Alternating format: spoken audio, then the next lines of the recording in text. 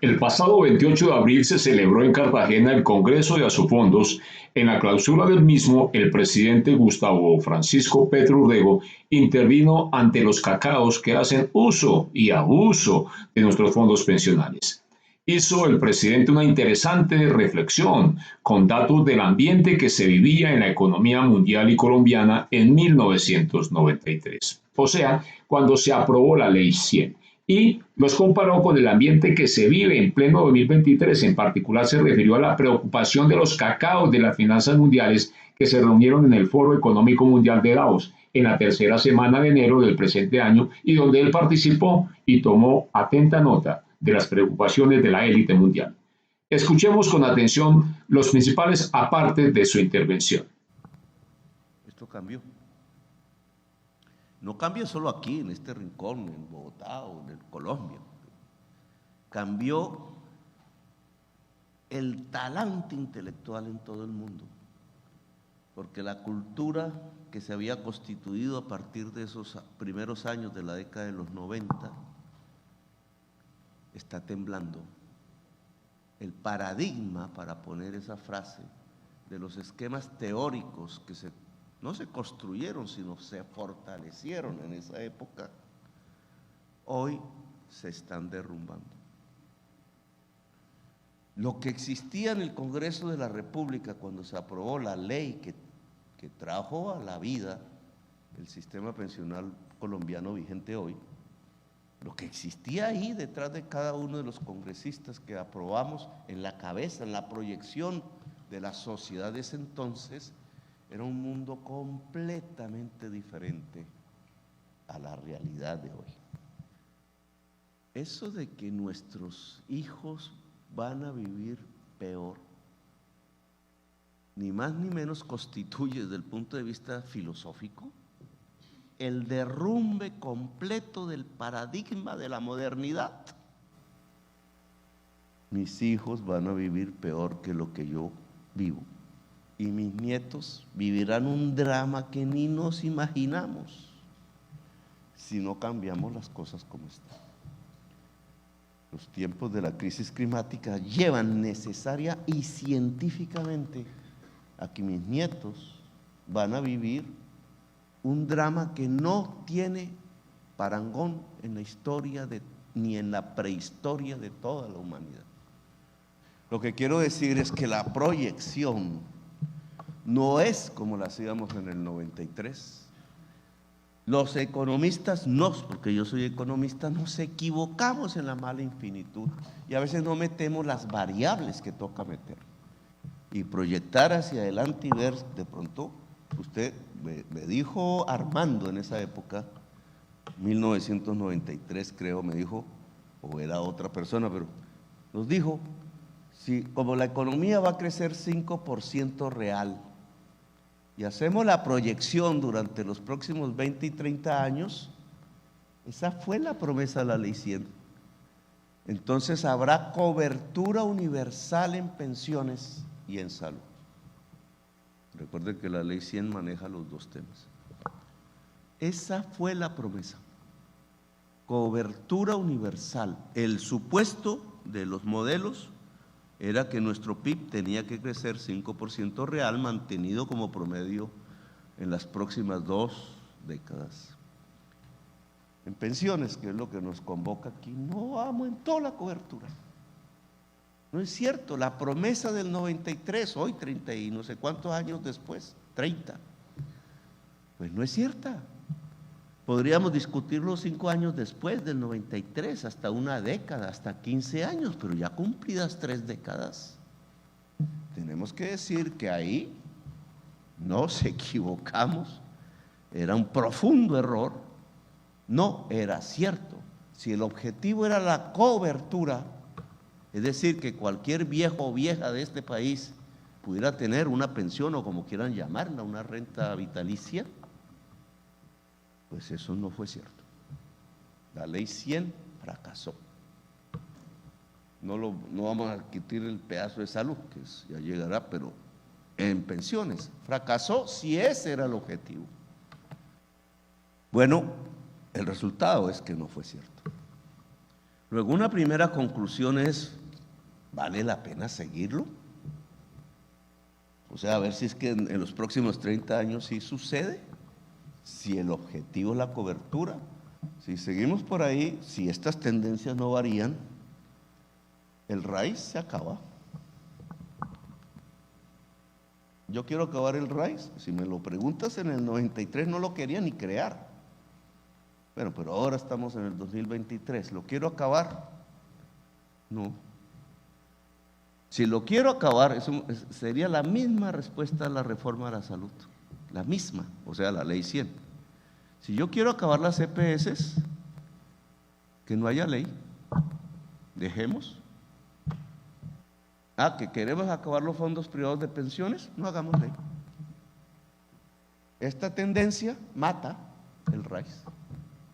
En 5 o 6 años, podemos hasta proyectarla en la mala infinitud de los economistas, pero así va.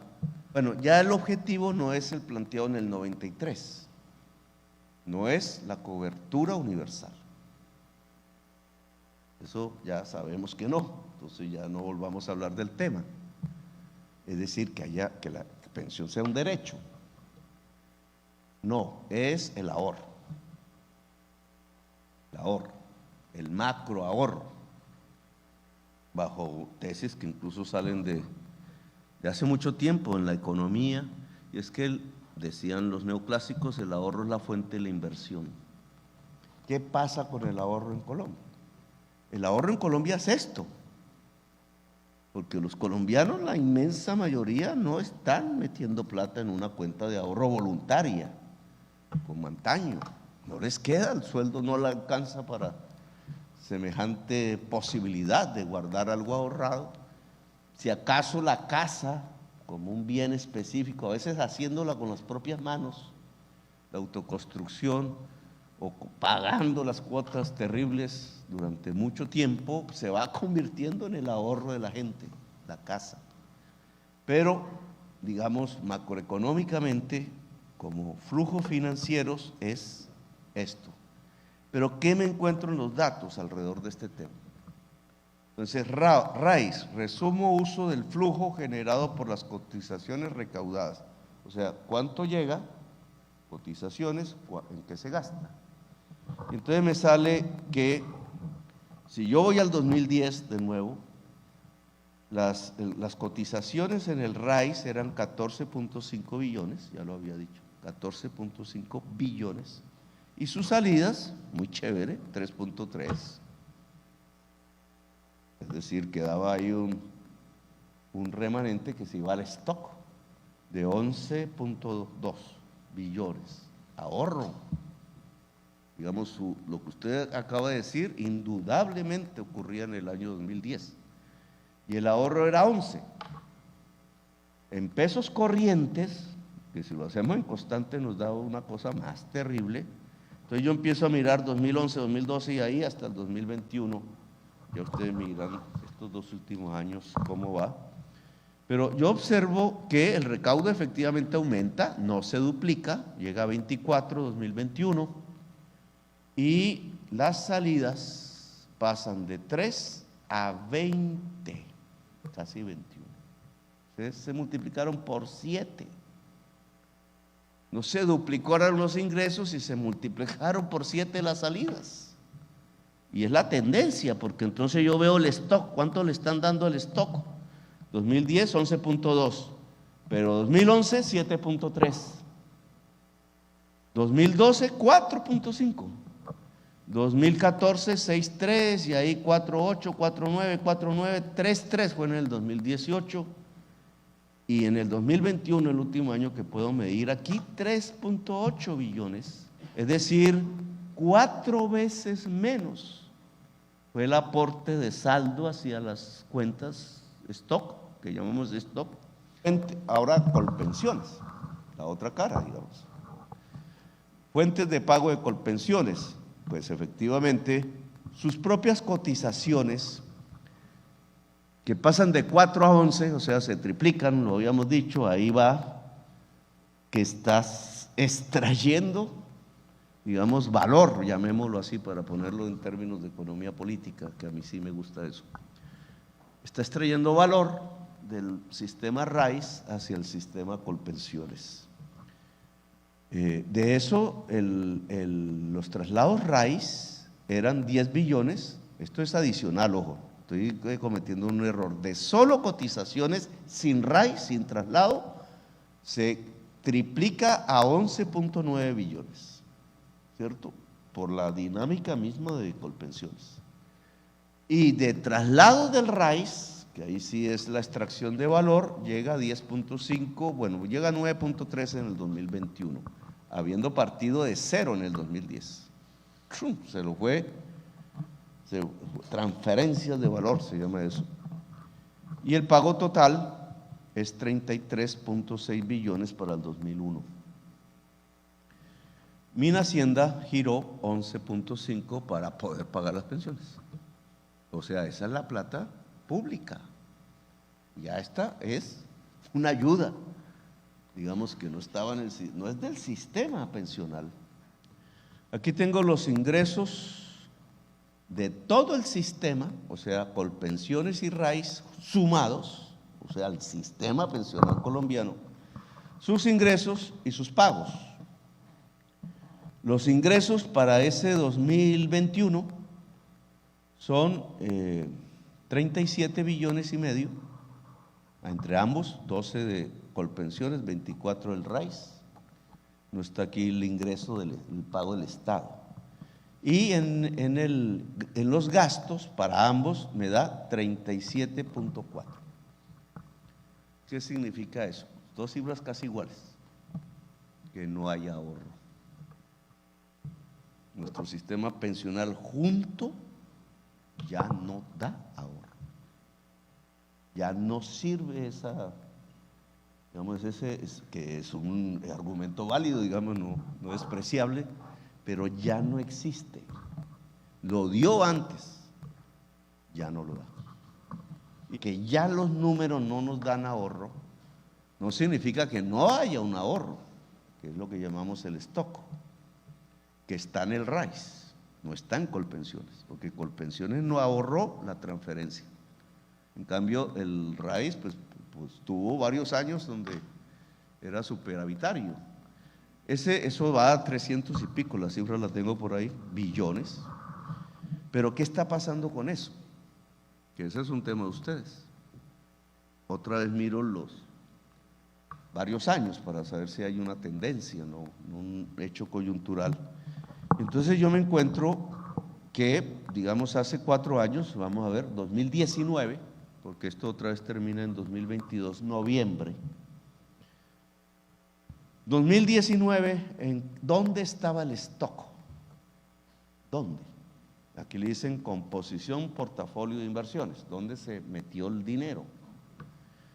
Entonces yo encuentro que la mayor parte enorme era el total emisor nacional, se llama así, y eso era básicamente deuda de la nación, o sea, nos financiaban.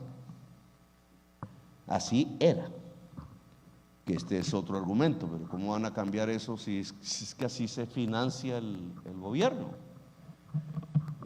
Había acciones internas, mucho menos el porcentaje, o sea, realmente el stock no se dedicó a invertir en empresas y otras cosas menores, pero fundamentalmente era deuda de la nación, TES. Y en cambio afuera del país, para ese mismo año, había una inversión que la mayor afuera eran fondos de capital privado, fondos de riesgo, en el mundo, supongo que en Estados Unidos, algo en Europa. Y ya, pasan 4 años, la tendencia es continua, es estable, entonces cada vez menos es la deuda de la nación. Ustedes están, ya no me acuerdo aquí, yo tengo el porcentaje, pero ya no, ustedes no financian la nación como antaño, eso cayó al 28%. Del portafolio, cayó al 28%, llegó a ser casi el 40%. Y es en 4 años, del 40 al 27 en 4 años. La tendencia es que esto ya no financia a la nación. Y obviamente si se está acabando el stock, si se está acabando el flujo para el stock, pues no. Pero si yo voy a la parte externa, ¿cierto? Que es fondos capital privado, por ejemplo, pasó del 7% en el 2019 al 19,5% en el 2022, noviembre. Y total emisor externo, porque no solamente se mete en capital privado, sino renta fija, se hace deuda externa, pero de otros países, total emisor externo, o sea, la plata fuera de Colombia, 55,3%, y en cambio el total emisor interno, 45,88%, noviembre 2022. ¿Qué significa esto? Que del ahorro, del stock, ahora hay más fuera del país que dentro.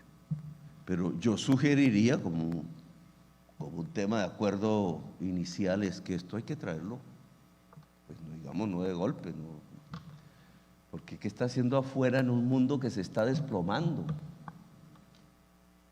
Hoy pues sí, Davos, la policrisis, en el torbellino de la policrisis estamos sacando el ahorro nacional allá. Yo no digo que nos vamos a salvar de la policrisis, pero aquí está un poquito mejor que allá, se lo aseguro. Allá se están quebrando los bancos. Ahí dirán que no, que eso va a pasar, pero cada vez las cifras son peores, los datos cada vez son peores. Entonces yo sí diría, pues, por lo menos por un tiempo, ¿no? Porque uno no sabe qué serán 5 años, en 10, pero deberíamos hacer un esfuerzo de traer el stock a Colombia. Como se puede concluir, el ambiente de optimismo en el capitalismo neoliberal que se vendía en el año 93 y que dio piso a que se aprobara la Ley 100, establecía por arte de la magia de la denominada pequeña infinitud de los economistas y actuarios, que suponía un crecimiento del 5%. Pero esto no ha sucedido. Por lo tanto, tampoco se ha cumplido con la promesa de una cobertura universal en pensiones. Entre las principales conclusiones se destacan: 1.